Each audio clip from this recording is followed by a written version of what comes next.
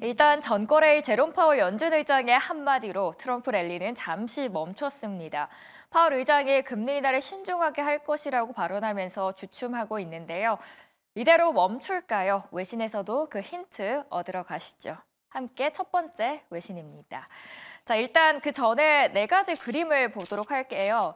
미국의 소매 판매 지표가 나왔습니다. 미국 경제 상태를 나타내 주기 때문에 저희가 확인해 볼 필요가 있고요. 지난주에 저희를 계속 괴롭혔던 SK하이닉스와 삼성전자의 주가가 과연 이번 주 엔비디아의 실적 발표로 인해서 턴어라운드가 나올 수 있을지 확인해 보도록 하겠습니다. 자, 오늘의 첫 번째 외신부터 보시죠.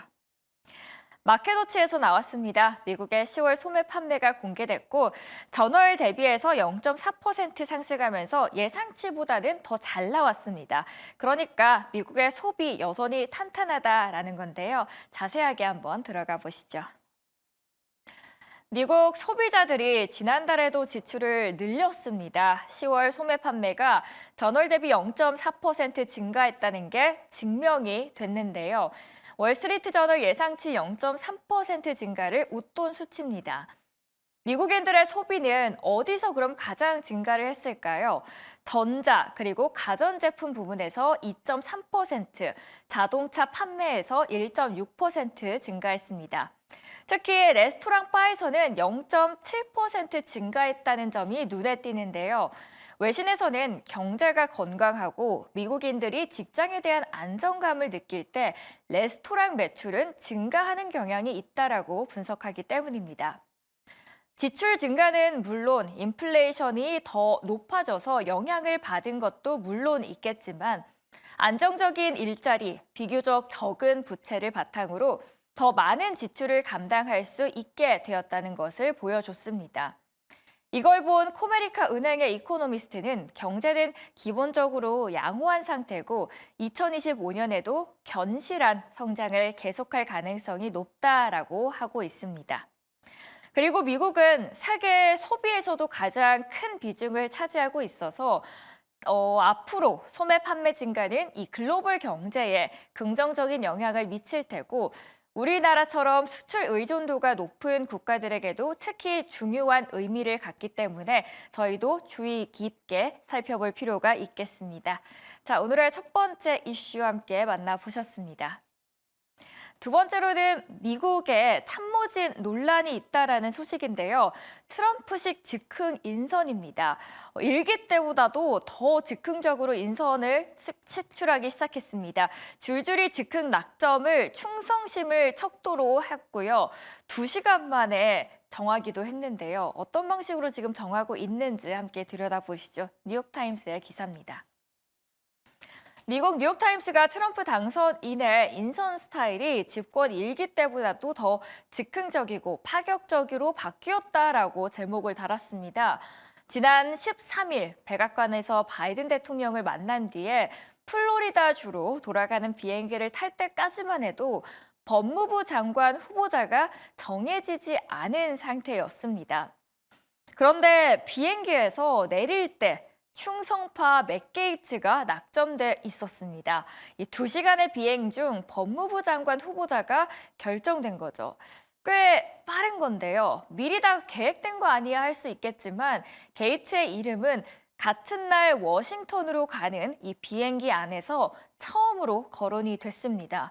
플로리다로 돌아가는 비행기 안에서 여러 후보군을 논의하다가 정말 즉흥적으로 게이츠를 선택했다라고 전해집니다. 국방부 장관 후보자 내정도 급작스러운 건 마찬가지였습니다. 플로리다 리조트에서 후보군에 대한 프레젠테이션을 받던 중에 폭스뉴스 진행자인 피트 헤그세스를 갑자기 내정했습니다. 주요 인선이 급속도로 이뤄지면서 후보자 부실 검증 논란은 더욱더 거세지고 있습니다. 물론 트럼프 당선인은 여기에 전혀 개의치 않는 모습이죠.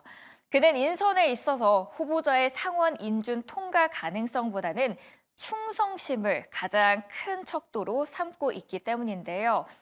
뉴욕타임스는 트럼프 당선인이 집권 1기 때의 실수를 반복하지 않겠다는 결심을 한 뒤 외부 조언 귀에 덜 기울이고 자신에 대한 충성도를 더욱 큰 기준으로 인선을 마무리하고 있다라고 분석을 하고 있습니다. 과연 이게 어떤 결과를 초래할지 지켜볼 필요가 있겠습니다. 마지막 이슈 함께 보시죠. 반도체 관련된 이슈가 될 수 있겠습니다. 엔비디아 실적 발표 드디어 이번 주에 공개가 됩니다. 삼성전자, SK하이닉스를 구해줄 수 있을까요? 들여다보시죠. 오늘의 마지막 기사입니다. 이번 주 엔비디아 실적이 나옵니다. 기술주와 AI 관련주에 대한 전반적인 투자 심리를 가늠하는 척도가 될 텐데요. 엔비디아가 이번 분기의 매출과 수익을 모두 달성할지 여부뿐만 아니라 4분기 전망도 더 상향 조정할지 여부에 주목이 됩니다. 애널리스트들은 엔비디아가 다음 분기에 370억 달러의 4분기 가이던스를 발표할 것으로 예상을 하고 있습니다. 다만 훌륭한 실적과 전망을 발표하더라도 실적 발표 후에 주가는 하락할 수 있다라고 예상합니다. 엔비디아는 2분기에 매출과 수익 모두 예상치를 상회하고 예상 가이던스를 뛰어넘는 실적을 발표했지만 실적 발표 직후에 주가는 6% 하락했다는 거 기억하실 겁니다. 이 황에 대해서 주목되는 건 크게 두 가지입니다. 첫 번째로는 엔비디아의 차세대 블랙웰 AI 칩 라인에 대한 젠슨 황 CEO의 인사이트. 지난 8월의 마지막 실적 발표에서 황은 블랙웰 생산이 4분기에 회복될 거고 이 칩으로 수십억 달러의 매출을 올릴 것으로 예상한다라고 말했기 때문이죠. 두 번째는 엔비디아 칩의 대부분은 대만의 TSMC에서 제작이 됩니다. 관세가 부과되면 엔비디아는 AI 칩에 더 많은 비용을 청구해서 마진을 낮추거나 추가 비용을 고객에게 전가할 수 있습니다. 투자자들은 황이 이 주제에 대해서 어떤 지침을 제시할지 궁금해하고 있습니다.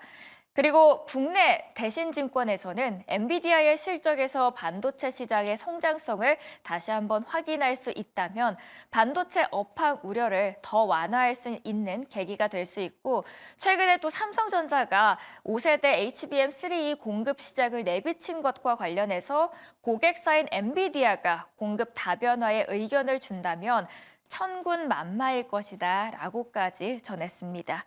자, 여기에 대해서 국내 증시와 한번 연결시켜 보도록 하겠습니다. 바로자산운용의 윤정식 상무 만나보겠습니다. 상무님 안녕하세요. 네, 안녕하세요. 일단 미국의 경제 얼마나 탄탄한지 한번 여쭤보도록 하겠습니다. 소매 판매 나왔고요. 생각보다는 잘 나왔습니다. 상무님께서는 어떻게 보십니까? 미국의 경제. 네, 미국 상당히 좀 부럽죠. 주가도 굉장히 탄탄한 수준을 유지하고요. 경제도 좋습니다. 전월 대비 0.4%이 소매 판매가 10월 소매 판매가 증가를 했는데요. 컨센서스가 0.3% 증가한 모습입니다. 미국 소비자들이 지난달에도 지출을 늘렸다라는 거죠. 시장 예상보다 좀 더 늘린 그런 모습들입니다. 경기 둔화 우려감이 계속적으로 있습니다. 애널리스트들도 그렇고요. 이코노미스트들도 그렇고, 경기 둔화 우려감이 있다라고 계속적으로 얘기하고 있음에도 불구하고, 미국 수업이 상당히 좀 견조하게 나온 그런 상황이기 때문에, 경제는 기본적으로는 상당히 좀 양호한 상태이고요.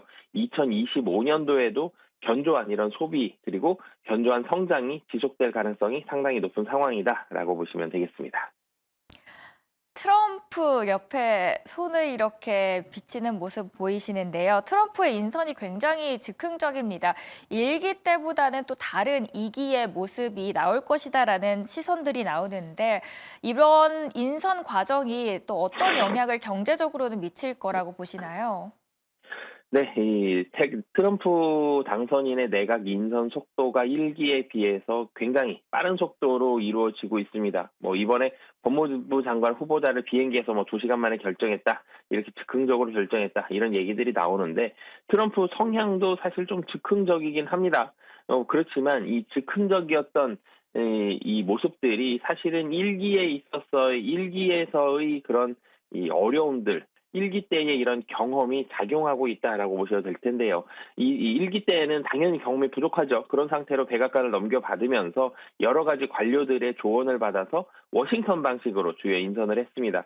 어, 어떤 전체적인 큰 틀을 거스르지 않으면서 좀 진행을 하려고 했는데 그때 인선을 했었던 여러 관료들이 이 트럼프를 좀 반대하는 이런 견제하는 이런 모습들이 좀 나오면서 결론적으로는 트럼프는 결국 이 자기에 대해서 반대하는 이런 관료들을 모두 쳐내는 그런 모습들을 보여줬는데요.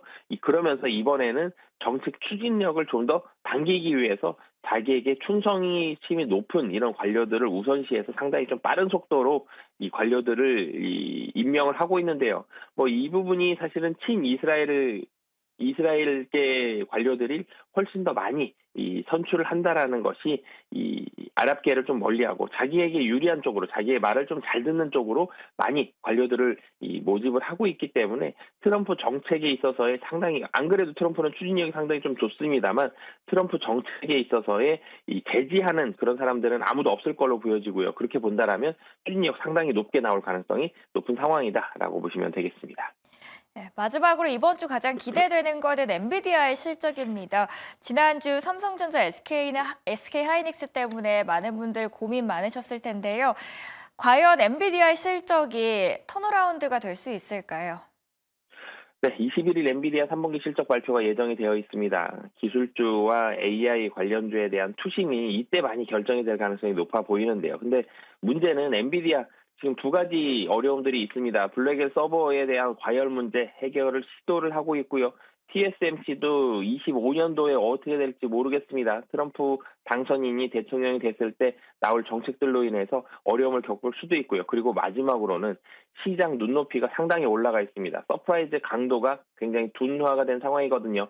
엔비디아 실적 굉장히 잘 나와야 됩니다. 적당히 잘 나왔을 때는 시장은 좀 실망할 가능성이 높기 때문에 엔비디아 실적에 대해서는 전체적인 분위기가 굉장히 좋아진다. 기술주와 반도체가 굉장히 좋아진다까지보다는 어느 정도 선방하는 수준까지는 엔비디아가 좀 잘 나왔을 때 막을 수 있을 거고요. 아니다라면은 시장 컨센서스에 조금이라도 부족하다라면은 반도체 한 번 더 충격받을 수 있는 상황이다라고 보시면 되겠습니다. 이번 주 그래도 긍정적인 기운이 퍼졌으면 좋겠습니다. 지금까지 바로자산 운영의 윤정식 상무와 이야기 들어봤습니다. 보니까 테슬라와 팔란티어 유일하게 가장 큰 상승폭을 나타내줬는데요. 어떤 이유들이 있었는지 김기은 아나운서 통해서 만나보도록 하겠습니다.